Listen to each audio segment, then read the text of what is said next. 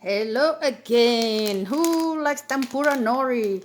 This is 50 noris for about $6 at Amazon. Organic. Let's tempura them. They're so expensive at the store. Here is 5 seeds put together. I'm kind of eyeballing them. Kind of cut them lengthwise like this. To make 15 long sheets like this. It's up to you, whatever the shape you like. Seal the package back and put them in the freezer to last the longest you can.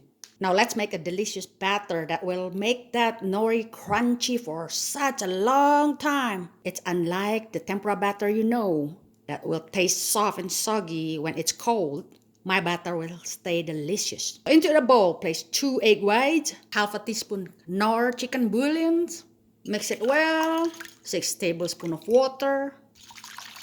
2 heaped tablespoons of tapioca starch. About a third teaspoon baking powder. That's my secret. And another secret, about 1 tablespoon of pure sesame oil. Consistency almost like omelette.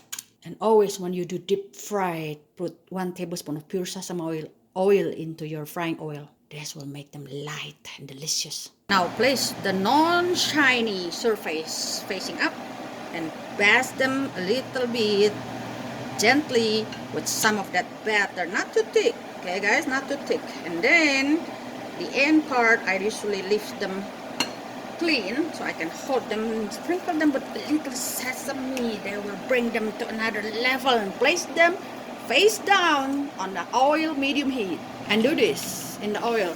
Don't brown them. Once they're brown, they're bitter. One side only. There you go, folks. Serve with a nice dipping sauce. Personally, I like kikkoman, tempura sauce. Just kikkoman wasabi, it's fine. I wish I have daikon. That's it. So easy. So crunchy. So delicious. Dip it and enjoy it. Oh, the sesame seed.